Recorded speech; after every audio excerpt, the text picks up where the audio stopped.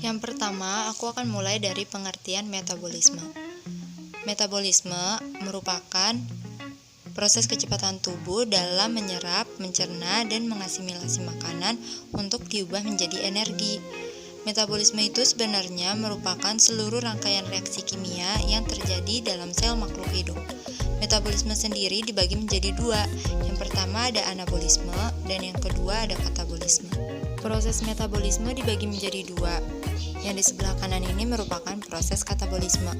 Katabolisme adalah proses penguraian zat yang kompleks menjadi zat yang lebih sederhana. Sedangkan yang di sebelah kiri merupakan proses anabolisme. Anabolisme itu adalah proses penyusunan atau menyusun senyawa organik sederhana menjadi senyawa yang lebih kompleks. Pada kesempatan kali ini, aku akan menjelaskan lebih lagi mengenai katabolisme. Oke, tadi kan sudah dibahas mengenai pengertian katabolisme. Di sini aku mau menjelaskan mengenai katabolisme karbohidrat. Kalau katabolisme ini merupakan proses penguraian molekul glukosa menjadi molekul yang lebih sederhana. Coba perhatikan pada slide. Di slide terdapat contoh proses penguraian glukosa dan oksigen menjadi karbon dioksida dan ATP. Jadi di dalam proses katabolisme ini terbagi menjadi 4. Yang pertama ada tahap glikolisis, yang kedua tahap dekarboksilasi oksidatif, yang ketiga ada siklus Krebs, yang keempat ada transport elektron.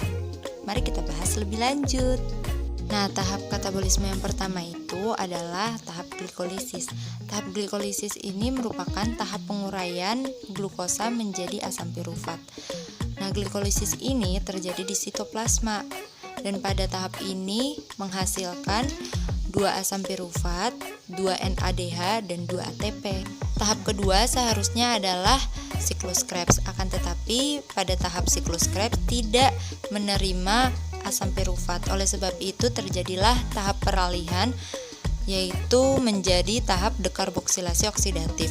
Pada tahap dekarboksilasi oksidatif itu berlangsung di matriks mitokondria dan menghasilkan 2 asetil koenzim A, 2 NADH, 2 CO2, dan tidak menghasilkan ATP sama sekali. Kemudian lanjut ke tahap yang ketiga, yaitu siklus Krebs. Tahap ini terjadi atau berlangsung di matriks mitokondria. Nah, tahap ini menghasilkan 4. Yang pertama ada 2 ATP, yang kedua ada 2 FADH, yang ketiga ada 6 NADH, yang keempat ada 4 CO2. Lanjut ke tahap yang terakhir, yaitu transport elektron. Tahap ini berlangsung di kristal mitokondria.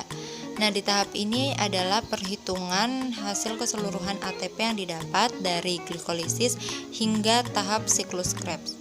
Nah, 1 NADH itu menghasilkan 3 ATP.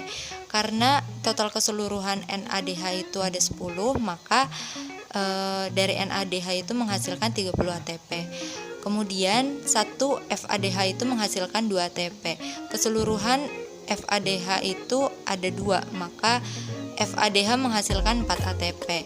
Kemudian ATP yang dihasilkan dari tahap 1 hingga ke tahap ketiga, yaitu tahap siklus Krebs, itu ada 4.